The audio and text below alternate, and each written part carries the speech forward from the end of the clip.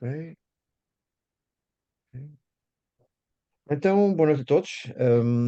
E como sempre, vamos fazer aqui em modo de contextualização, Conversas de Gente Verde é uma rúbrica online no âmbito de um dos projetos do município de Águeda, o Laboratório Vivo para a Descarbonização, ou o Águeda Smart City Lab, e que está de facto ativo na cidade de Águeda desde o ano de 2020.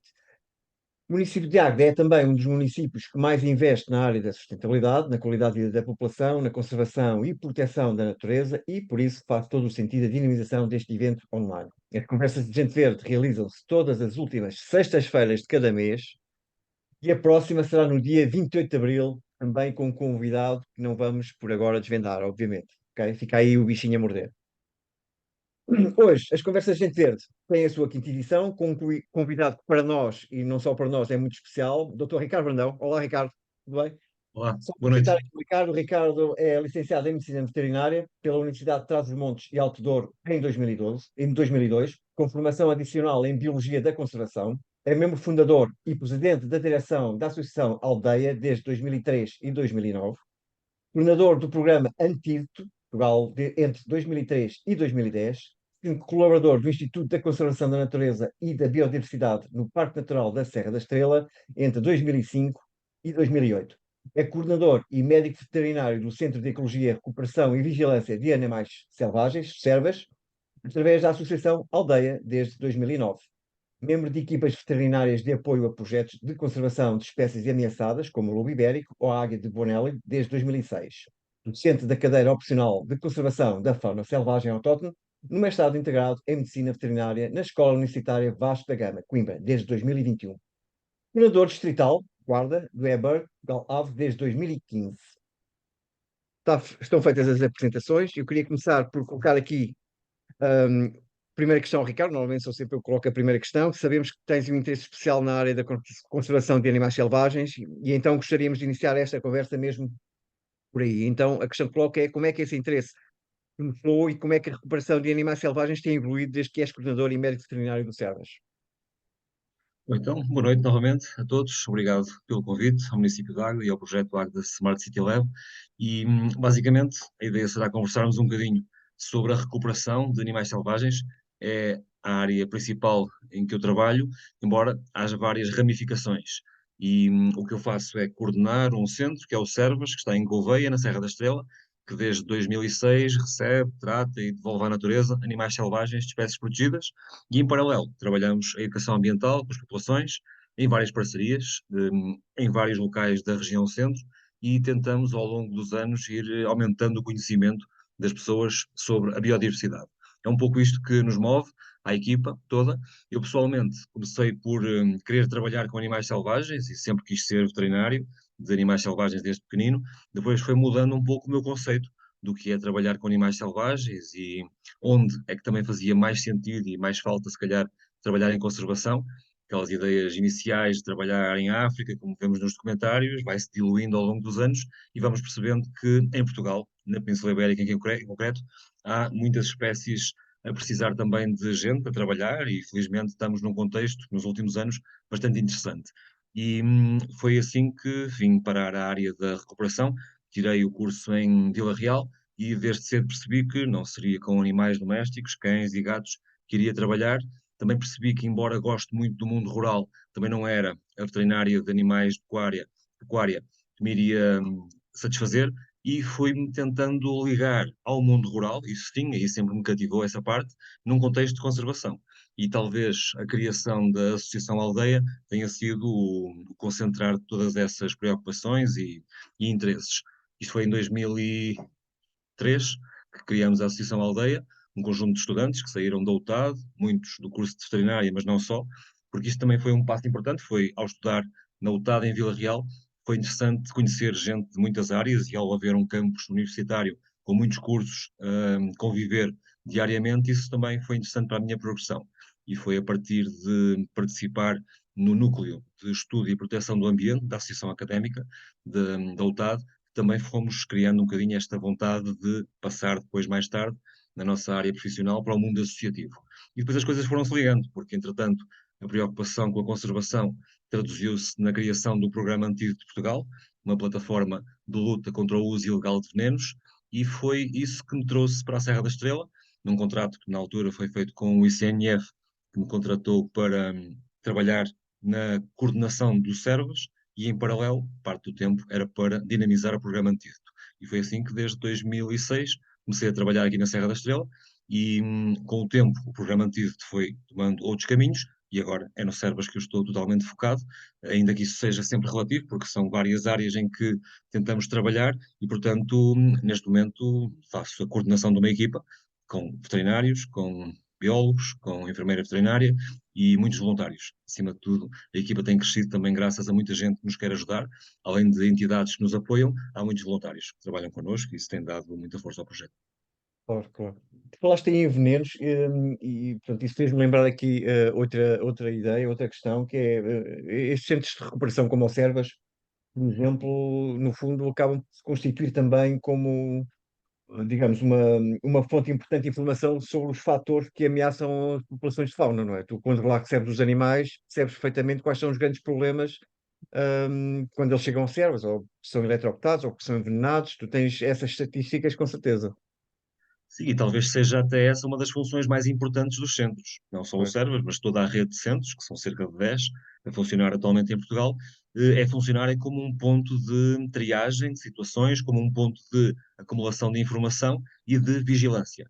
Até quem criou o Servas, que não fui eu, foi o Parque Natural da Serra da Estrela, Fernando Matos, José Paulo Pires, pessoas que estavam no ICNF, no Parque Natural, foram eles que criaram o centro, tiveram essa visão e o próprio nome do centro remete para vigilância. Ou seja, no nome do CERVA está contemplada essa parte importante de monitorização de problemas. E é por aí que tomamos um bocadinho o pulso à conservação, nomeadamente de espécies comuns. Porque, acima de tudo, estes centros trabalham com as espécies que são mais comuns e que mais facilmente as pessoas encontram. E, portanto, conhecer a dimensão da ameaça veneno ou da ameaça eletrocução e transformar isso depois em medidas de gestão, obviamente passando essa informação para as autoridades e apoiando também a criação de projetos que lutem contra essas ameaças, creio que é uma das principais funções dos centros, mais até do que a recuperação pura e dura, porque recuperar 30 ou 40 águias de asa redonda por ano, de recuperar 60 mochos galegos, ou recuperar 20 ou 30 cegonhas, para aquelas populações é um pouco insignificante, porque são espécies relativamente comuns. Portanto, todo o resto do trabalho em paralelo é aquilo que dá mais valor ao trabalho dos centros, incluindo essa parte da vigilância. E os animais que chegam ao centro são o quê? A maior parte deles são envenenados, são eletrocutados, o que é que lhes acontece? Tens ideia? A causa número um é atropelamento. É atropelamento? Ah, é? Não tinha ideia. Isto é transversal a todos os grupos, desde Ok. anfíbios, que entram pouco, até grandes mamíferos. O atropelamento é a causa principal. Claro, depois há alguns grupos de fauna, onde o atropelamento poderá não ser a principal causa, mas no geral, na percentagem geral de ingressos, sim, é o atropelamento. Depois, outras causas importantes são as colisões contra estruturas, e aqui temos que diferenciar, por exemplo, colisões contra janelas, de colisões contra linhas elétricas, não é? Porque são situações que afetam animais diferentes, mas a colisão em geral contra estruturas humanas é também uma causa importante. Pois, uma que parece-nos que está a diminuir, mas isto depois tem algumas variações regionais, é o cativeiro ilegal. Ou seja, pessoas que, em vez de entregar os animais que encontram, ficam com eles. E isto é algo que, principalmente nos concelhos, mais na faixa litoral, dou como exemplo Águeda, Nadia, Montemoro Velho, parte de Coimbra, Pombal, são sítios mais críticos, onde ainda continuam a entrar bastantes animais apreendidos ou entregues voluntariamente, quando as pessoas depois sabem que não podem ter, mas cuja causa de ingresso é o cativeiro ilegal. O que nos parece é que está a haver uma diminuição ao longo dos anos. Também espero que seja fruto também de mais informação, mais sensibilização e, acima de tudo, também uma maior capacidade de atuação por parte das autoridades. E isso é uma realidade. Embora não possamos dizer que isto acontece de forma uniforme no país todo, notamos que a equipa de ambiente da GNR, o CEPNA, é muito eficaz quando detecta situações, quando recebe denúncias, e a eficácia é muito maior agora do que era há uns anos atrás, e toda a rede de recolha baseada no CEPNA funciona. E depois, obviamente, que as pessoas vão passando a palavra e sensibilizando, e é por isso também que a nossa participação em eventos, como acho que temos participado, a convite de diversas entidades, desde a Living Place ao município de Águeda, acabam por ser ações muito importantes também na vertente de comunicação. Nós tentamos ter uma vertente de comunicação de ciência, achamos que é essa a nossa principal função, mas ao mesmo tempo essa comunicação funcionar como sensibilização de populações. E, portanto, isso ao longo dos anos vai tendo efeito. Hum, Outras causas que já são mais difíceis de combater, por exemplo, causas de origem mais natural, como por exemplo doenças, né, que afetam a fauna selvagem, mesmo essas podem muitas vezes ter relação com a atividade humana, mas aí já a luta contra elas já pode ter contornos completamente diferentes, não é? Claro. É muito mais fácil identificar um problema de um tipo de estruturas que causa mortalidade e tentar pensar em soluções para contornar esses problemas. Isso acontece, por exemplo, com as linhas elétricas já há muito tempo. Já há muitos anos que a EDP, a própria REN, em parceria com organizações como a SPEA e a Quercus, estão a identificar já há muitos anos, já há mais de 20, de locais que são pontos negros de mortalidade por eletrocução e também por colisão. E têm-se corrigido muitas linhas elétricas. Esse tipo de problema está a ter já consequências em termos de conservação. Está a melhorar, estão a ser melhoradas as condições para a fauna selvagem em locais críticos. O veneno também, ou seja, há muito menos uso de veneno agora do que havia há 20 anos. E estamos a beneficiar também de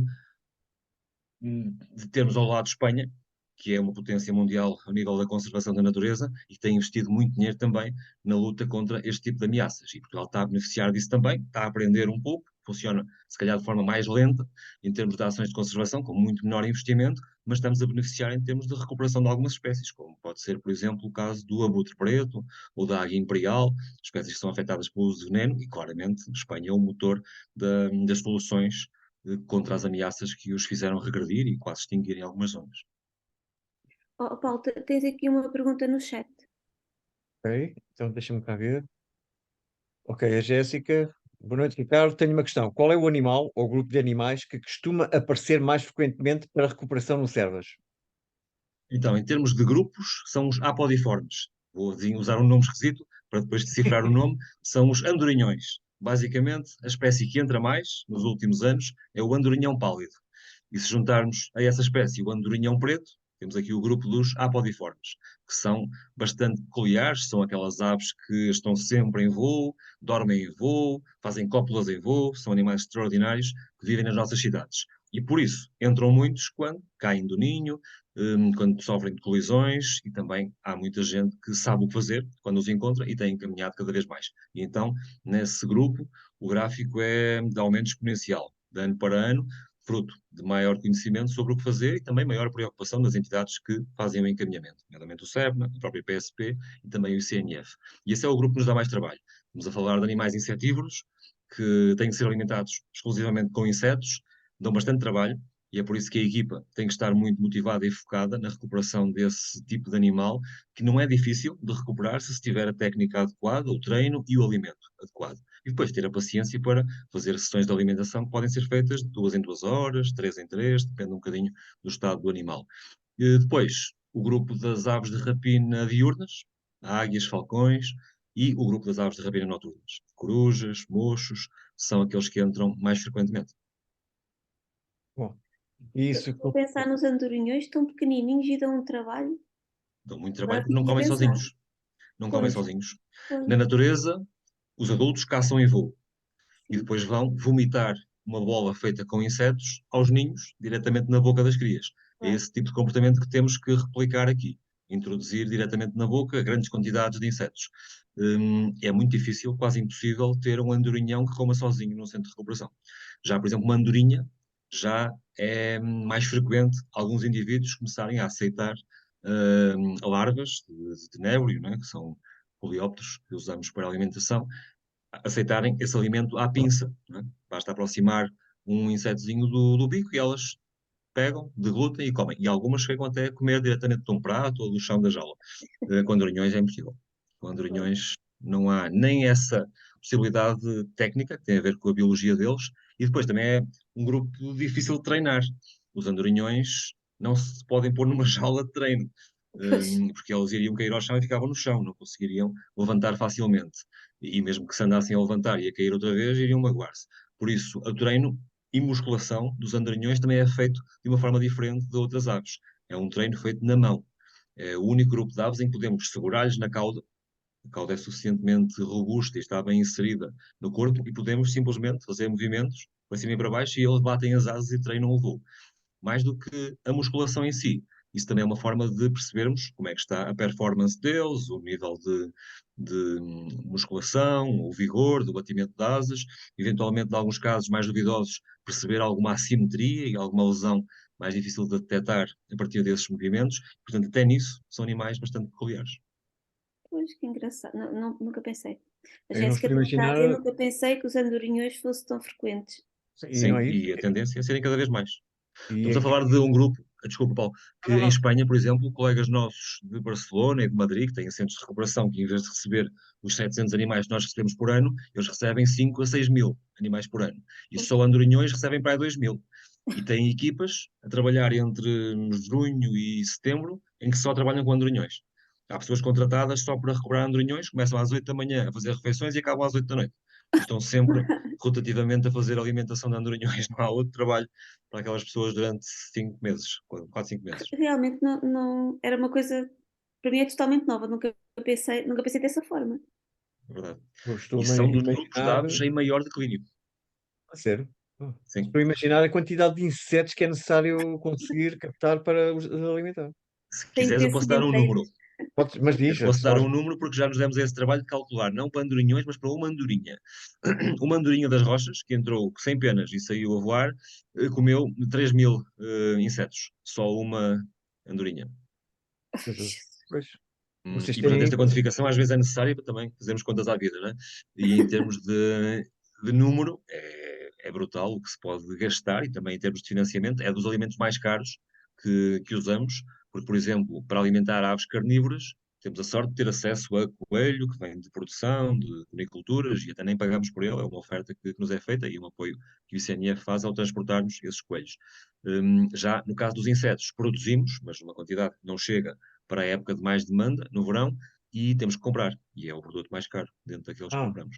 tem que comprar, ok. Pois é isso que eu ia perguntar. Como é que captava os Às vezes insetos? algumas lojas oferecem É? Ah, ok, boa. comprar, mas a maior parte é comprado. Mas Mas há aqui. Sim. Diz eu isto, ia diz. dizer que os andorinhões são um dos grupos em maior declínio por questões relacionadas muitas vezes por urbanismo urbano. Se pensarmos que são aves urbanas, qualquer intervenção, por exemplo, em zonas históricas de cidades, se não contemplar este tipo de espécies e os requisitos que têm de nidificação, podemos facilmente extinguir uma colónia.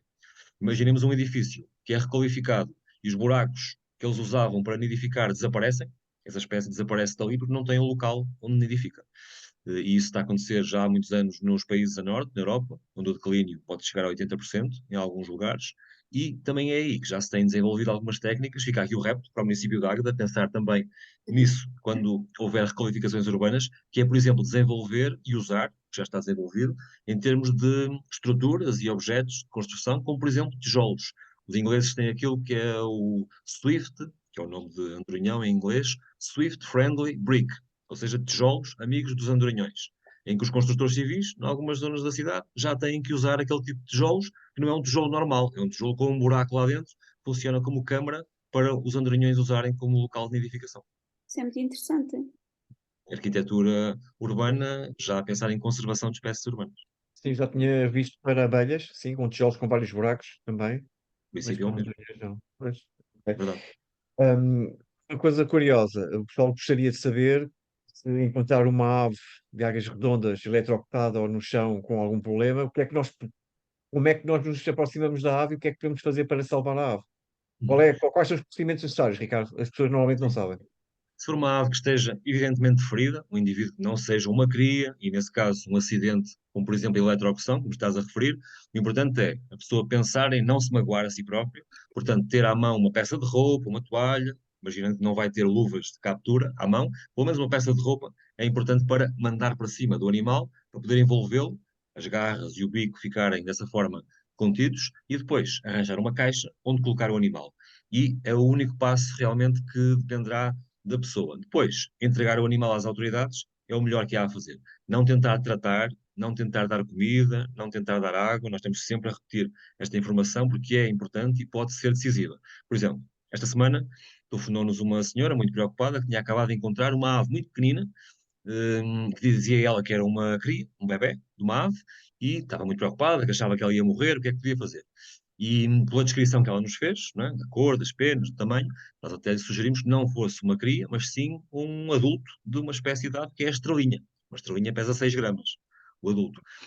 E essa senhora já se ia preparar para dar água, dar comida, quando o animal tinha ido contra uma janela. E a única coisa que ele não precisa naquele momento é de comer, nem de beber. Precisa de estar quieto, numa caixinha, num sítio sossegado e fresco, fazer uns buraquinhos na caixa e entregar no centro. O animal, quando chegou ao centro, já tinha recuperado sozinho. Ou seja, o tempo que passou desde o trauma até chegar ao centro, na sua caixinha, foi suficiente para ele recuperar. Saiu a voar na clínica, foi só avaliar o animal e libertado com as senhoras ali nas imediações do centro. Isto acontece em muitos casos, nomeadamente esses de colisões contra janelas, em que o trauma pode não ser demasiado grave. Eletrocuções, no exemplo que tu deste, já é diferente. Uma eletrocução, às vezes, até nem parece tão grave no início, mas há um processo de queimadura, de degenerescência dos tecidos na zona afetada, que geralmente é a ponta da asa. O típico é um animal tocar, uma ave grande ou média, tocar com a ponta da asa num cabo e há uma passagem da corrente elétrica que geralmente sai pelo membro do outro lado do corpo, por uma pata, geralmente. E nesse caminho pode não fazer lesões visíveis, pelo menos no início. E às vezes nem parece ter nada e o animal, pronto, é dado como um animal que não tem nada e se eventualmente não voar, lá vai ele para o centro. E é depois, com o evoluir da lesão e com a passagem dos dias, que se começa a ver que realmente há ali já algo mais complicado e que pode evoluir para um apodrecimento dos tecidos, às vezes invasão por moscas que depositam ovos e as larvas começam a digerir os tecidos. Quando isso acontece no campo, é uma situação muito difícil de resolver. E, portanto, eletrocuções são daqueles casos em que convém que a entrega seja imediata. Isso faz toda a diferença. Tivemos vários casos em que se a entrega não fosse imediata, não iríamos conseguir recuperar os animais. Claro, normalmente vocês que é mais de 70% de recuperação ou muitos também morrem lá, no Muitos Servas? morrem. A percentagem de devolução à natureza, dos cerca de 700 que entram, é de 60%. Tem estado Ok. estável nos últimos anos. E depois os outros têm um destino que é ficarem no centro, como irrecuperáveis. Esse é o destino mais interessante que conseguimos dar a um animal que não conseguimos libertar, é ele ficar no centro para ser útil para outros. Funciona muito bem, por exemplo, com aves de rapina noturnas, em que esses irrecuperáveis podem funcionar como pais e mães adotivos, de crias, por exemplo, o que nos Ok. reduz o trabalho e o contacto com indivíduos jovens, e portanto, quanto mais natural for a recuperação e a cria deles e a evolução deles, melhor, e é por isso que ter mais mães e pais adotivos é decisivo. E depois há alguns indivíduos que vão para jardins zoológicos, parques zoológicos, jardins zoológicos, quando nós achamos que eles não são libertáveis, pela lesão que têm, e também não nos vão ser úteis, entre aspas, por já termos suficiente número daquela espécie. E aí esperamos que depois, num parque zoológico, vão cumprir uma função pedagógica. Não é? Finalmente, há aqueles que nós tentamos recuperar e que morrem, não temos sucesso, e há ainda aqueles que tentamos recuperar e decidimos que não temos capacidade ou que o animal não vai ficar com qualidade de vida, e nesse caso há uma porcentagem que é eutanasiado. Ou seja, Claro, decidimos que não vamos conseguir dar uma viabilidade àquele animal para nenhum desses outros fins que eu referi. claro, claro. Ó Ricardo, tenho uma questão. Uhum. No caso de como é que vocês atuam quando no vosso centro entram animais exóticos com caráter invasor? Tentamos não receber, primeiro. Ou seja, se à partida nos avisam que vão entregar, por exemplo, uma tartaruga exótica, invasora, nós tentamos dar logo a indicação de qual seria o destino do animal. Já não são muitos os parques zoológicos que ainda aceitam, mas, por exemplo, aqui na região centro, encaminhamos para o Parque Biológico da Serra da Lousã, que ainda está a aceitar, pelo menos que saibamos.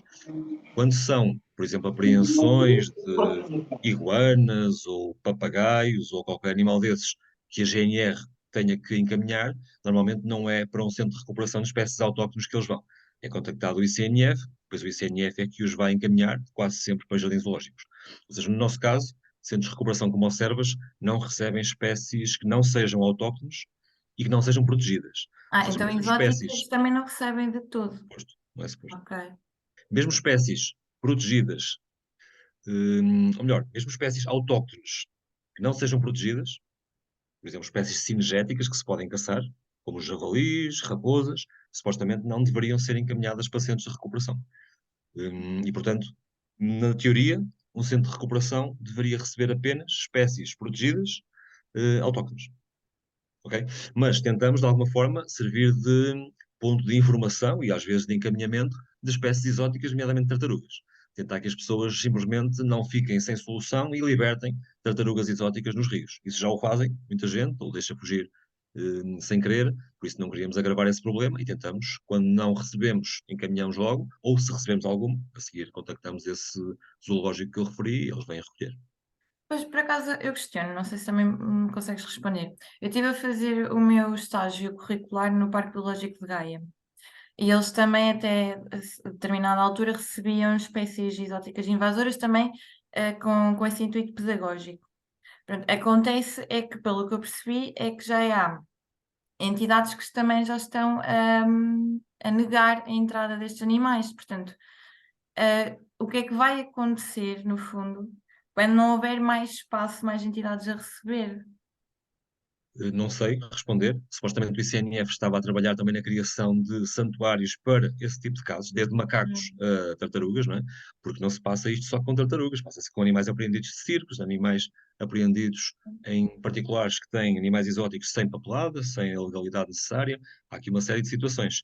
Não é nada fácil resolver este problema e a Espanha já há algum tempo que há este tipo de santuários. Em Portugal, creio que ainda não há aí projetos, há aí várias iniciativas, mas creio que a funcionar ainda não. Por isso, para já, baseia-se um bocadinho na existência de centros de parques zoológicos que ainda podem receber.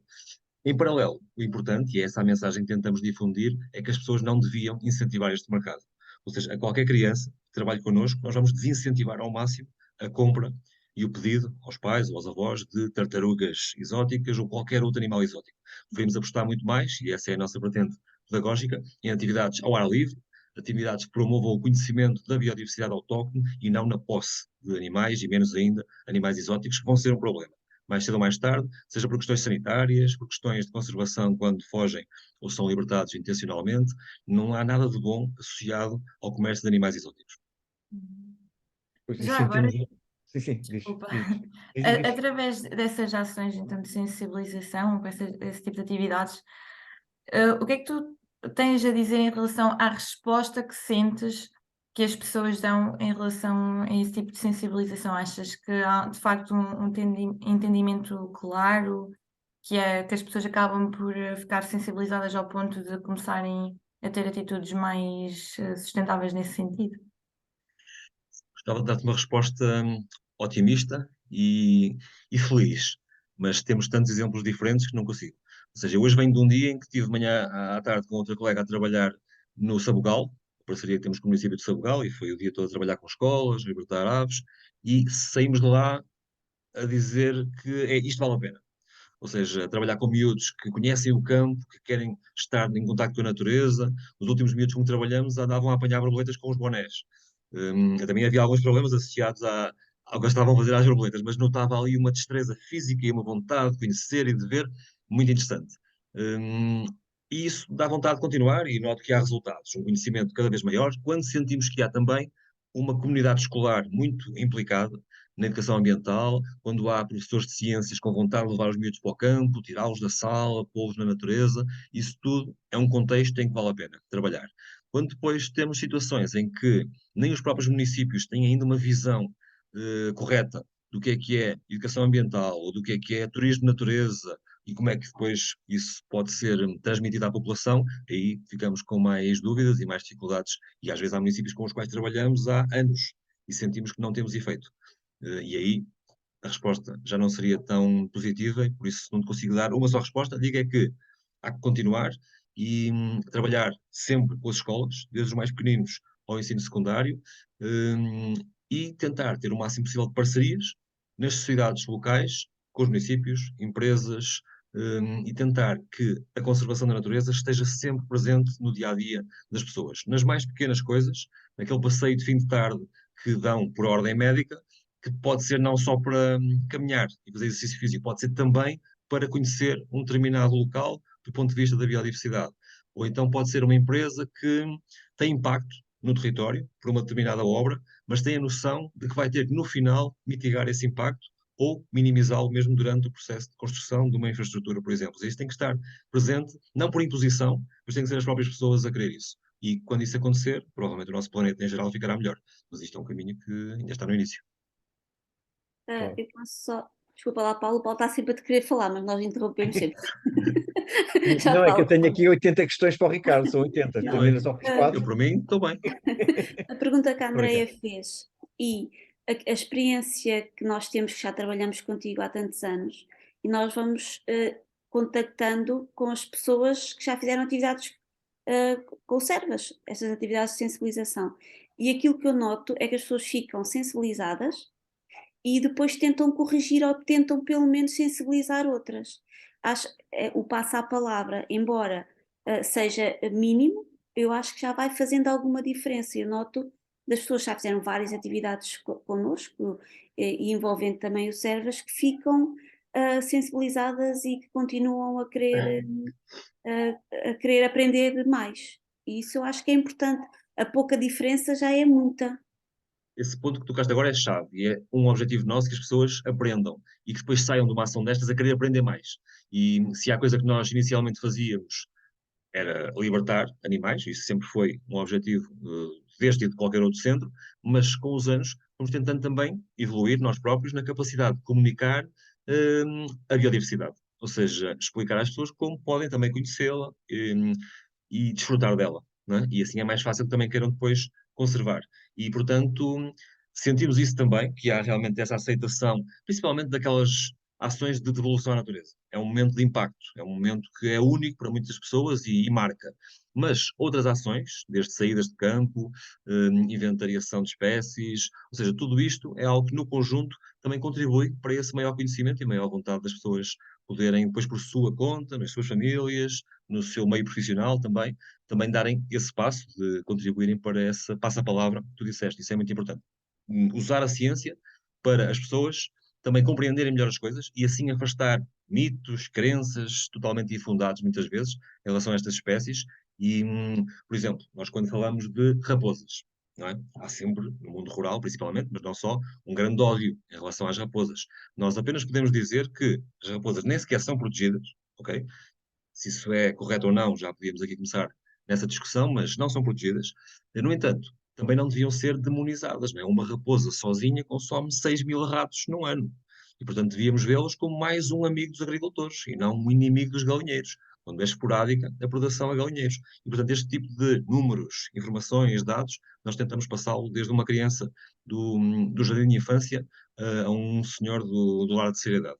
E, portanto, ainda bem que têm esse feedback também e nós gostamos de também sentir essa aceitação das pessoas, mas não somos só nós a fazer isto, e é por isso que eu acho que é importante este trabalho em rede e, ao mesmo tempo que o Serva está a trabalhar na região centro, o nosso centro irmão do Algarve, o RIAS, também gerido pela mesma associação, a Associação Aldeia, trabalha na mesma filosofia. Os nossos colegas da Quercus, em Castelo Branco, em Monte Junto, em Santo André, fazem o mesmo tipo de trabalho. Outros centros, como o Parque Biológico de Gaia, já com uma gestão diferente, não a partir de uma ONG, mas a partir de empresas municipais e de municípios, também fazem esse trabalho. E no seu conjunto, eu acho que se conseguiu durante os últimos 20 anos trabalhar essa parte pedagógica associada aos centros.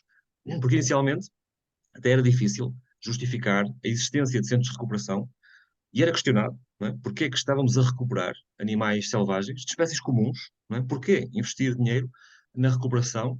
E é difícil responder a isso, dizendo que isso é importante se não houver tudo o resto. E a parte de educação ambiental, para nós, é decisiva e mais importante até, como eu disse no início, do que a recuperação de indivíduos. Desculpa, vocês trabalham com os locais nesse sentido? Sim, sim, ou seja, a grande parte das parcerias são com juntas de freguesia, empresas locais, municípios, não é? IPSS. Hoje em dia, a nossa estratégia, ao fim e ao cabo, é dar resposta a convites. Enquanto que há, já nem sei, começamos em 2006, pronto, há pouco menos de 20 anos, a estratégia era sermos nós a promover as ações, contactar as entidades. Hoje em dia já é um bocadinho ao contrário. Já temos é que dar a resposta às solicitações.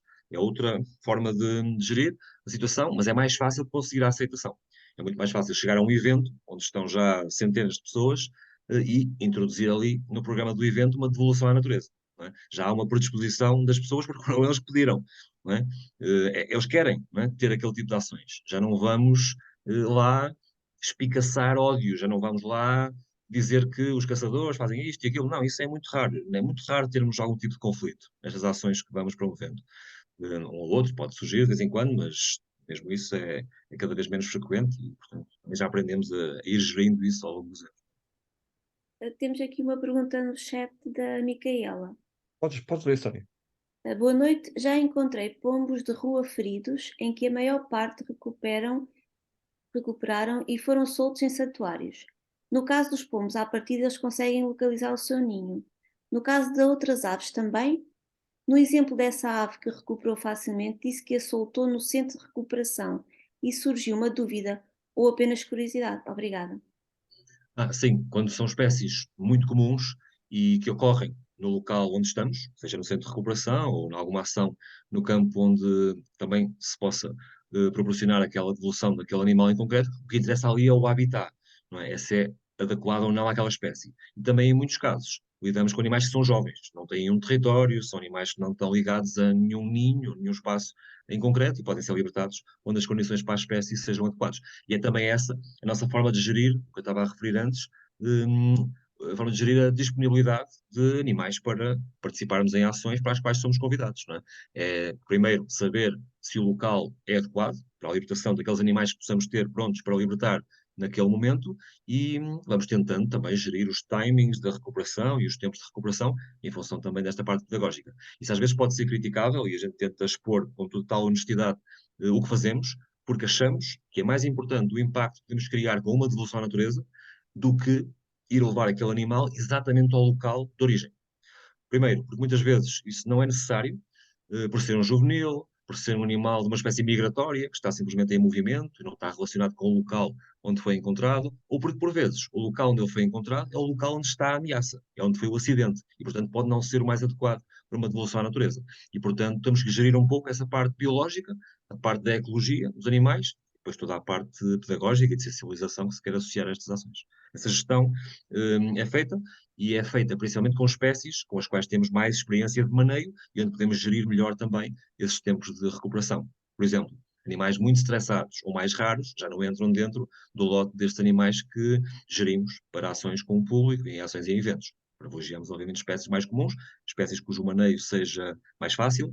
Por exemplo, ter um grupo de corujas do mato, sabendo nós que elas interagem de forma totalmente pacífica numa instalação, estão constantemente em treino, em socialização, é um bocado irrelevante se ela fica em recuperação mais uma semana ou menos uma semana, e portanto pode-se gerir facilmente isso em função de um calendário de eventos. Na nossa opinião, claro que isto é tudo questionável.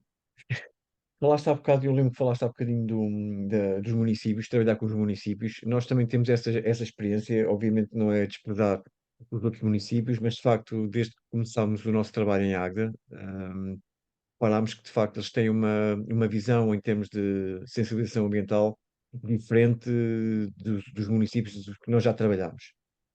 E de facto é muito mais fácil de trabalhar. Nós, quando vamos às escolas, e também percebemos isso, e as crianças que são mais, ou as escolas que estão mais ligadas ao meio rural, as crianças que são mais dessa área, dessas zonas, são crianças que estão mais predispostas e que têm mais conhecimento a nível dos, digamos, dos comportamentos de conservação, da biodiversidade, do que propriamente as crianças das escolas mais no centro da cidade. E independentemente de o município, mesmo assim, investir bastante naquilo que é a questão da sensibilização ambiental. E nós conseguimos aqui dividir, de facto, este tipo de miúdos, quer dizer, os miúdos mais da cidade, ou que frequentam as escolas da cidade, são aqueles que estão menos interessados e têm menos conhecimentos ao nível da conservação, mas os miúdos das zonas rurais, de facto, e das que frequentam as escolas das zonas rurais, são miúdos que são muito mais predispostos até para vir cá para fora e estar a mexer na terra, e nós notamos essa diferença desde que começámos a trabalhar em Águeda. Isto provavelmente tem muito a ver, não só, se calhar também com a estratégia do município, mas também tem muito a ver com a origem, com a própria origem das crianças, não é? Porque muitos deles até os pais são mais ligados à zona rural, colocam-nos nas escolas das zonas rurais, ali da zona, e obviamente que eles sempre nasceram nessas zonas e estão muito mais ligados à terra, à natureza, às árvores, etc., propriamente as crianças da cidade.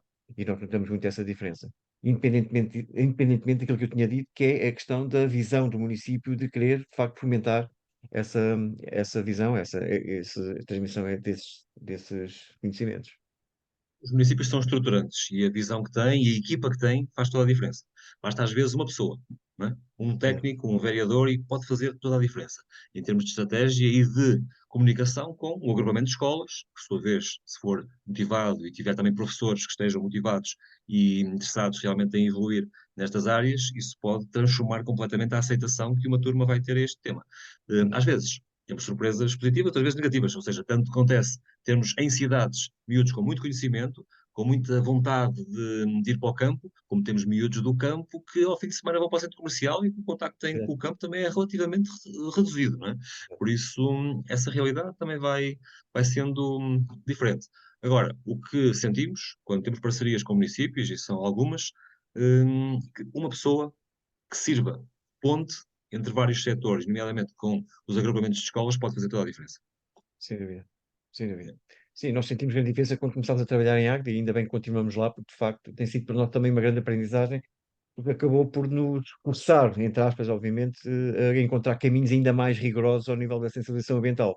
Portanto, e aí conseguimos não só novas atividades, mas também novas formas de proceder, etc. E também alguma inovação, porque nós não podemos estar sempre a fazer a mesma coisa, que os alunos depois fartam-se, não é? Os professores, e, o tipo vem aqui sempre fazer a mesma coisa, não pode ser.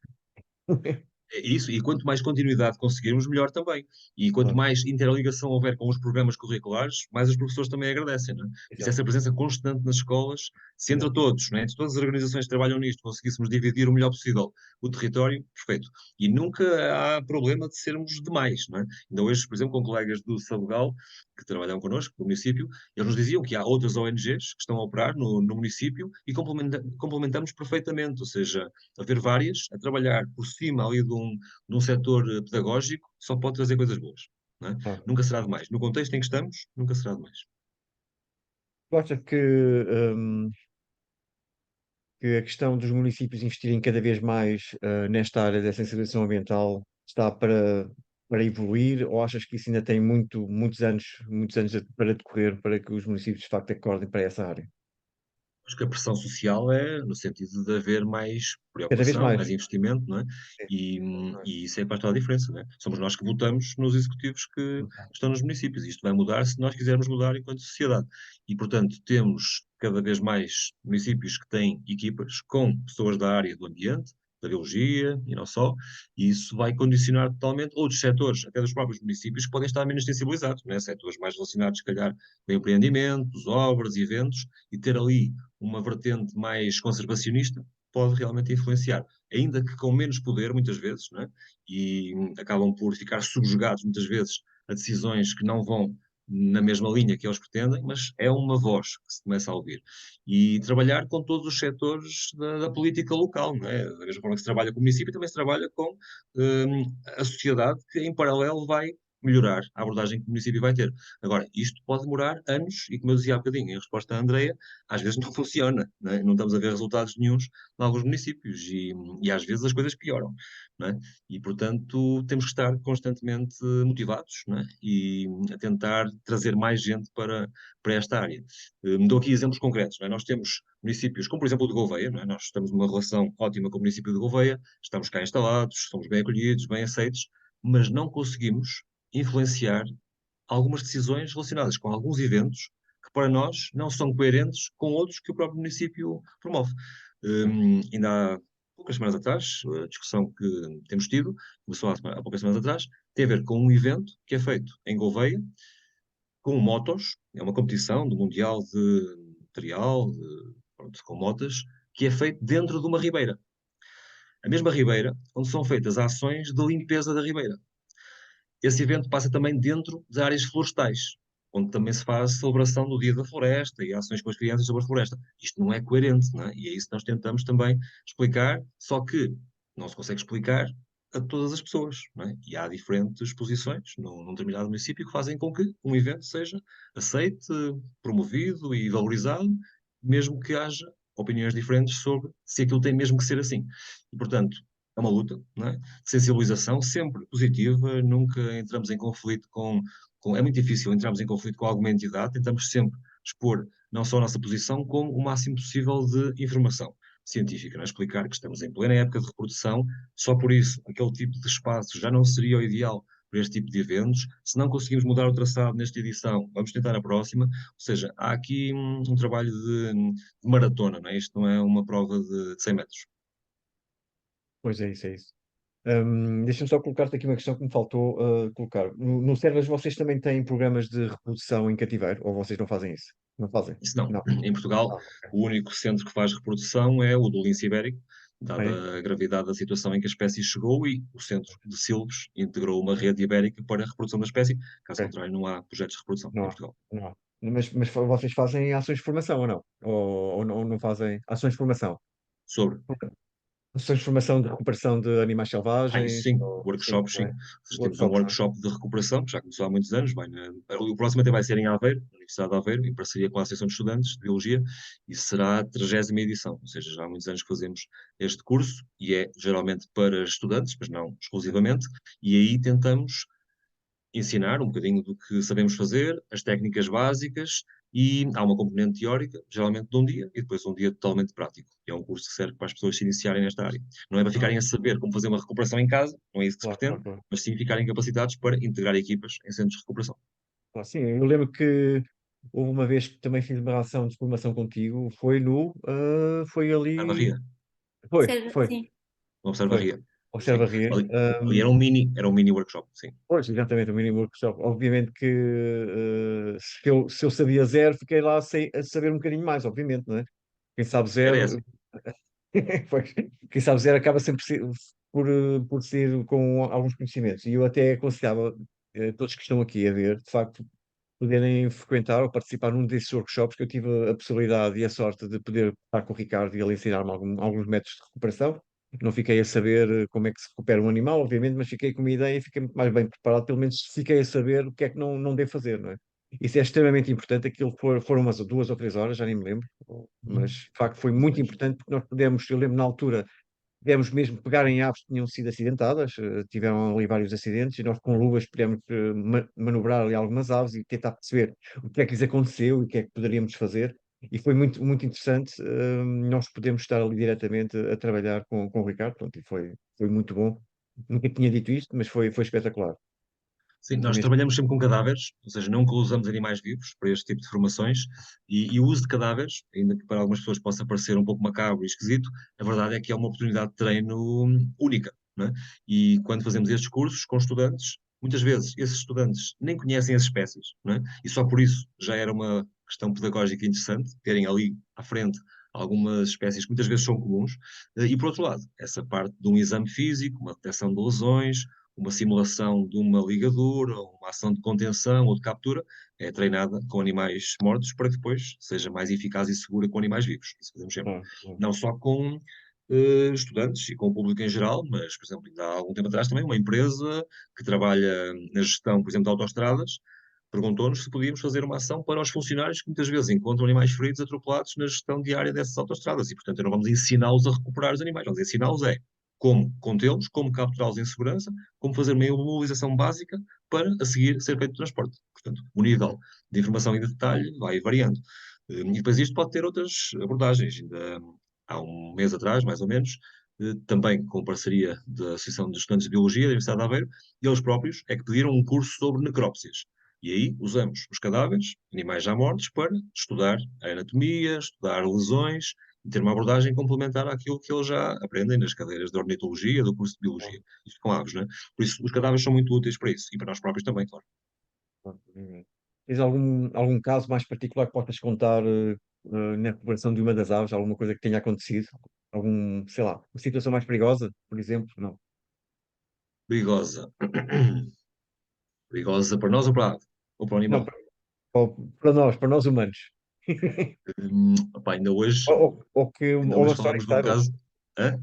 Ou uma história qualquer que saibas de Ainda alguém hoje que. estava a contar esta ao Fernando, ao nosso colega do município de Sabugal, Fernando Ruas, que estávamos na aldeia onde há uns anos atrás tínhamos feito uma libertação de uma águia da asa redonda, e hoje também foi uma águia da asa redonda, foi em Cerdeira do Coa, ali no limite entre Sabugal, Pinhel, Almeida e Guarda, está ali no meio de 4 municípios, e lembrávamos que há uns anos atrás tinha havido uma libertação e havia pessoas da Câmara Municipal, uma vereadora, que no momento em que lhes foi dada a águia para as mãos, não é?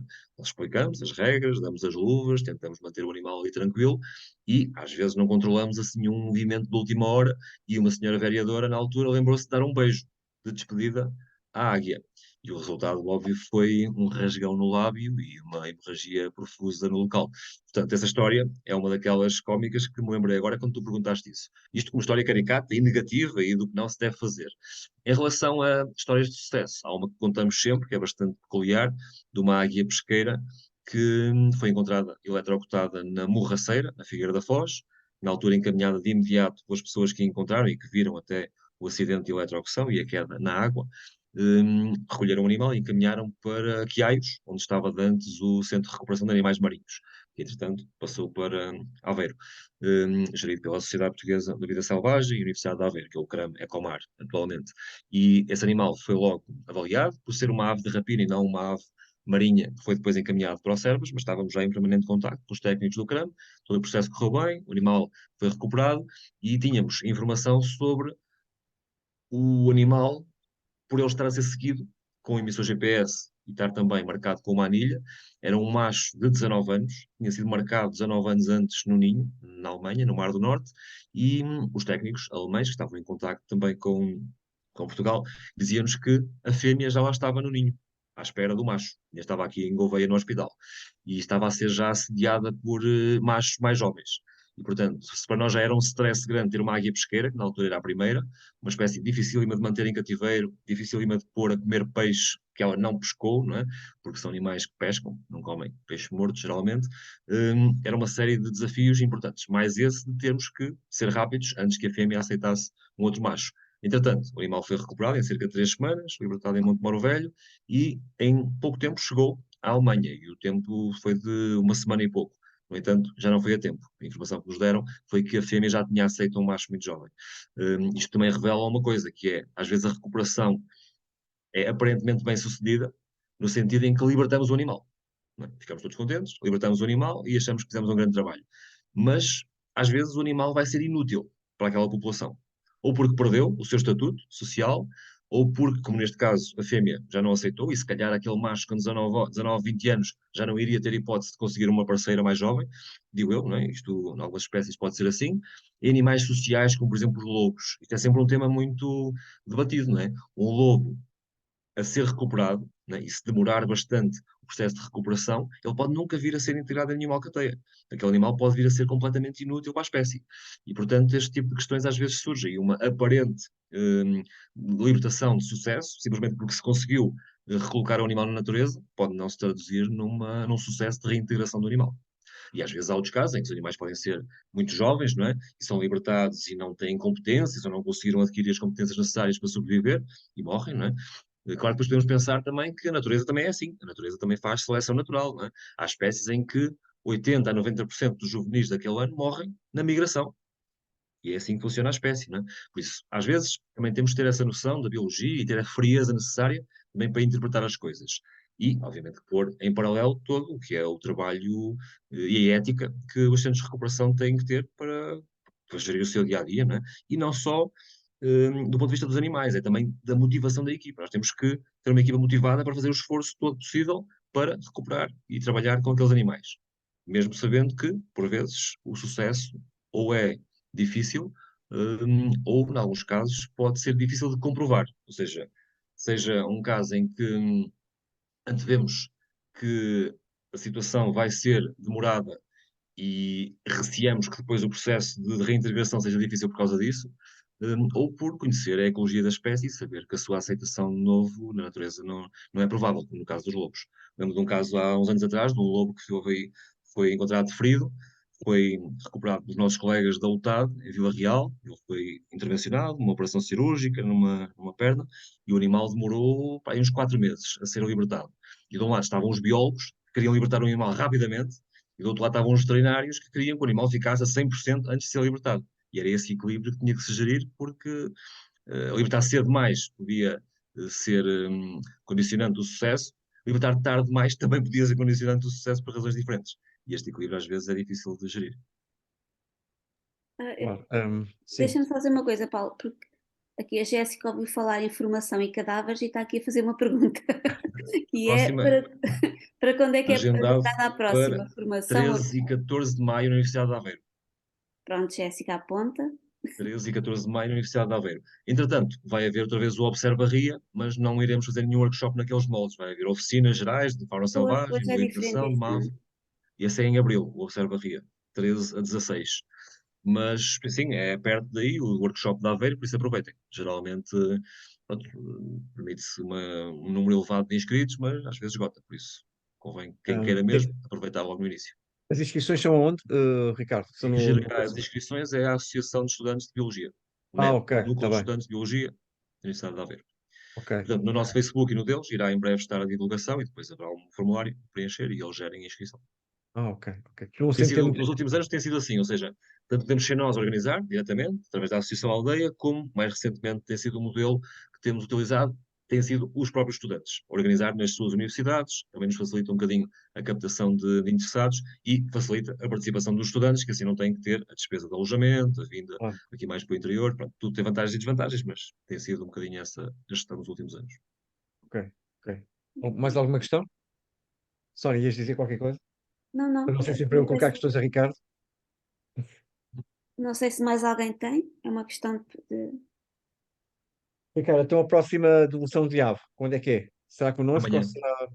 Não, há uma não é amanhã connosco. já. É Ah, já aqui amanhã? em Arcozelo, Gouveia, vai ser aqui uma saída com o Geoparque Estrela e também com o município de Gouveia e é no âmbito de uma iniciativa que é o Abeirar, uma iniciativa que tem percorrido aqui vários concelhos da região e que geralmente faz a fusão entre vários temas. E amanhã os temas a fundir serão a agricultura, a biodiversidade, a previsão meteorológica, há ali uma série de palestrantes e vai haver uma devolução à natureza e depois também uma caminhada de interpretação num percurso bastante interessante, que é aqui numa aldeia bastante agrícola ainda, que é a aldeia de Arcozelo da Serra, e que tem, para nós, uma relevância grande em termos de biodiversidade, porque há uma parte agrícola com campos bastante rica, e depois uma parte que é uma antiga zona de extração mineira, extração de urânio, extração de wolfrâmios, extração de areias, há ali uma zona que já foi bastante agredida. Só que, entretanto, o abandono do local deixou a cargo da natureza a recuperação de pequenas lagoas, zonas úmidas, que constituíram ali um ambiente bastante peculiar. Em termos de zonas úmidas, há ali espécies que não há em nenhum outro local aqui perto, espécies como o frango d'água, o roxinol grande dos caniços, normalmente espécies que não associamos aqui à região. E ali é a natureza a funcionar já por sua conta. E temos um pequeno percurso que está já a ser trabalhado há alguns anos. Vai haver depois no dia 21 de maio, já agora quem quiser vir cá passear um bocadinho, dia 21 de maio será feito um passeio ornitológico, uma saída de campo de observação de aves, precisamente ao longo dessas lagoas da Ribeira do Boco, que é o nome da ribeira onde isto acontecerá. E isto é uma primeira de várias, que depois contemplarão também libélulas e libelinhas, depois borboletas e também répteis e anfíbios. Por isso, o mesmo percurso será feito em diferentes momentos desta primavera, abordando diferentes grupos de biodiversidade. E é um exemplo de um tipo de ação que podem aproveitar assim, nos próximos tempos. Depois, libertações, vai havendo várias, não é? No Observa Ria, em abril, haverá no dia 13 uma libertação em Estarreja, e depois é uma questão de irem consultando também nossas páginas, já agora passo publicidade, não é? Temos um Claro. blog, uma página no Facebook e um Instagram. Não somos assim muito bons a gerir redes sociais, mas está lá a página. E as pessoas também podem apadrinhar aves. Exatamente, sim. Exato. Ou seja, uma das formas, isso podem ver no nosso blog, como ajudar, podem ser pessoas que individualmente apadrinham um animal, há uma contribuição financeira única, não é uma cota regular, é uma contribuição única. Podem depois acompanhar a libertação desse animal, visitar o centro, recebem um certificado, além da fatura e toda essa documentação associada ao apoio financeiro. Empresas também podem fazê-lo, escolas também podem fazê-lo. Por exemplo, uma escola pode se juntar a uma turma em concreto e pode apadrinhar um animal.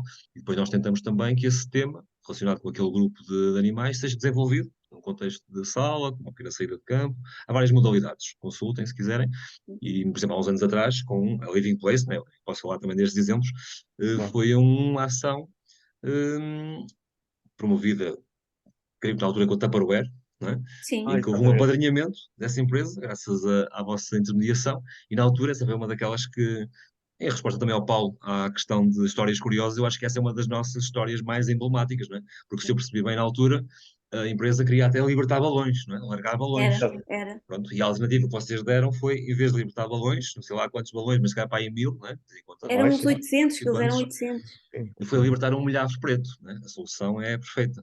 Muito menos impacto ambiental em soltar um milhavo preto do que em soltar balões. E, E portanto, ficou marcado. E exatamente. ficou marcado. Não, esse tipo de momentos faz parte da nossa história, não é? Esse tipo de parcerias, esse tipo de exemplos, não é? Porque depois podem ser muitas vezes replicados e dar ideias a outros. E isso é aquilo que tem acontecido. Nós não, geralmente não somos nós que temos as ideias. Geralmente são as pessoas que têm as ideias e nós depois vamos propagando e divulgando um bocadinho. E, por exemplo, mesmo ao nível da nossa abordagem pedagógica, nós temos um kit que toda a gente acha que é assim uma coisa fora de lugar e bastante especial, mas aquele kit não foi ideia de ninguém em concreto, foi um conjunto de ideias que alguém vai depois propondo, melhorando, e basicamente é material biológico numa maleta, sim, muito material diferente que cativa quase sempre a atenção das pessoas. Eu às vezes acho que a própria caixa em si já cativa. Os miúdos, por exemplo, na escola, não precisam de ver ainda o material, é só o facto de haver uma caixa, eles já estão curiosos em saber o que é que Com lá está dentro. gavetas. Curiosos. Exatamente, com gavetas, e depois, quando começam a ver o tipo de material que sai dali, resulta sempre. E esse kit é algo em progresso, né? Está sempre a ser alterado. Quem o gera, geralmente, é a Daniela Costa, né? Que é a mais criativa da equipa e que está constantemente a alterar o formato do kit. E depois vamos melhorando ou aperfeiçoando também em função do tipo de abordagens. Por exemplo, hoje chegamos à escola e os miúdos estavam a apanhar borboletas com os bonés. O primeiro grupo a abordar foi o das borboletas. Pois. Coisa que geralmente não abordamos, começamos com as aves de rapina, mamíferos, que são aqueles mais óbvios. Mas depois vamos gerindo em função também do que vamos vendo em cada sítio. É um kit bastante versátil, nós gostamos também de o usar nestes eventos, por isso fica esse convite. Quem ainda não participou em nenhuma atividade do Servas, apareça, porque vai havendo várias, e mesmo aí, na região mais litoral também, vamos sendo convidados para várias ações, sei lá. No dia 3 de junho vamos estar ao mesmo tempo em Carregal do Sal, Águeda e Coimbra, né? Nesse dia vai haver um férito. E, portanto, é algo que, se nos forem acompanhando, vão tomando conhecimento Claro. dessas ações. Não te esqueças das atividades que fizeste connosco, de levar sempre as tais garrafas que vocês têm como merchandising. Então, até uma surpresa. Há uma Também. nova a ser A cozinhada. sério? É verdade. É. E esta vai ter um nome peculiar. Não posso revelar, ainda está a ser Não, registada. mas que eu costumo Mas, comprar-vos tem o mocho galego, não é? exatamente, há um mocho galego. hum, Tinha havido já. Olha, em termos de vinho, nós gostamos bastante de vinho, é verdade, isso ajuda. E temos aqui alguns parceiros, quintas, como por exemplo a Quinta da Espinhosa, que já há muitos anos que começou a trabalhar connosco. Primeiro até foi através de um estágio curricular e depois mestrado de estudantes de Aveiro que vieram monitorizar as populações de aves de rapina noturnas, em parceria com a Universidade de Aveiro e orientadas pelo professor António Luís. E então eles identificaram alguns locais com potencial para algumas espécies, como por exemplo o mocho galego, coruja das torres, onde a espécie não estava a reproduzir-se. E a solução encontrada foi colocar caixas ninho. E esta empresa, por exemplo, aderiu logo a essa iniciativa e com o passar dos anos e com o amadurecer da relação, foram tendo outras ideias e a criação de um vinho com um rótulo do mocho galego, que eles também divulgam e promovem, é uma forma de nos ajudar. Parte do dinheiro da venda do vinho é para apoiar os servos e também é uma forma de comunicação, não é? Neste caso, à mesa, quando se está a comer e a beber, poder falar um bocadinho também da importância das aves de rapina noturnas como controle biológico de pragas da vinha. E é nesse sentido que o novo vinho também vai funcionar. É para explicar um bocadinho da importância das espécies comuns, das espécies de aves comuns, ao nível do controle, nomeadamente de insetos, na vinha. E esse está a ser também agora trabalhado. Há uns anos atrás tínhamos tido também já um espumante da bairrada com uma cegonha no rótulo, com a Vinícola Castelar, da Velãs de Caminho. Tinha havido também uma Águia da Asa Redonda, feita com eles, ou seja, a parceria no vinho já vem de trás. Então, depois afiná-la e torná-la mais coerente, também temos de mensagem, não é? Não há ter um vinho só por ter, não é? Tem que haver ali Claro, uma claro. mensagem que achamos também interessante como ferramenta. Então quando é que sai essa nova garrafa de vinho? Quando é que é para sair? Não queria pôr aqui uma data, Ok, mas não pode demorar muito, porque já há desenho, já há rótulos, já estamos ali ok, com parceria a registrar a marca, vai ser para breve. O vinho já lá está, ok, portanto, ok. diria Está que bem. antes do verão, podemos Antes vá. combinar, Então e pronto. ou vêm cá vocês, ou vamos nós aí, vocês depois Sim, combinam. combina. Mas sim, vai haver seguramente várias atividades. Já agora também, se quiserem, já que estamos a falar com o município de Águeda, não é? Houve uma atividade de observação de aves no passado domingo, Sim. não é? E vai haver outra na sequência, num conjunto de quatro, esta vai ser a quarta, e que vai ser em 30 de setembro. ou seja, mais uma saída de identificação de aves e tentamos apanhar diferentes momentos do ano. Houve uma primeira saída no inverno, há 2 anos, depois uma saída em maio, primavera pura e dura, ano passado, agora uma saída no início da época de reprodução, ou seja, migração pré-nupcial, e agora no período de setembro, já na migração pós-nupcial. Tem sido bastante interessante, na Patera de Fermentelos, uma grande vontade de fazer o evento por parte do município de Águeda e muita vontade também dos participantes de se iniciarem nesta atividade, que para nós é das que mais gostamos de fazer, por as pessoas a ver aves. Claro. Ótimo. Mais questões para o Ricardo? Vamos a chegar à hora. Se não houver mais questões, não? Pronto. Então, se não há mais questões, Ricardo, olha, eu quero-te agradecer imenso. É sempre bom nós estarmos contigo. É pena não ser presencial, mas pronto, é aquilo que é possível. Devemos estar juntos, se calhar no dia 20, não é? 20 de maio, que é o que temos em. É, não era? É, sorry. Em Conímbriga, exatamente, já agora Conímbriga, falta sim, anunciar essa, não é? ver. Sim. Conímbriga, 20 de maio, saída de Vê se birdwatching conseguimos. também. Não te esqueças de levar as garrafas de vinho, por favor, está bem? Ok? Em princípio já Que eu já estará não pronta. tenho. Pronto, mais uma vez, Ricardo, foi um prazer ter-te connosco. É sempre bom falar contigo e aprendemos sempre alguma coisa, nem que seja em conversa. E agradecer aos presentes, obviamente. É sempre bom vocês estarem aqui connosco. E foram mais de 60 minutos das conversas de Gente Verde. Agradecer especialmente a todos vocês e também ao Ricardo. De facto, é um orador espetacular. Tinha aqui 80 perguntas, só fiz 5 ou 6, portanto não, Nós não te deixamos ele falar. farta-se falar. Foi muito bom e pronto, e mais uma vez, obrigado. Está bem, Ricardo? Um abraço. Obrigado, eu, foi um prazer, uma bela conversa e até à próxima. Próximo.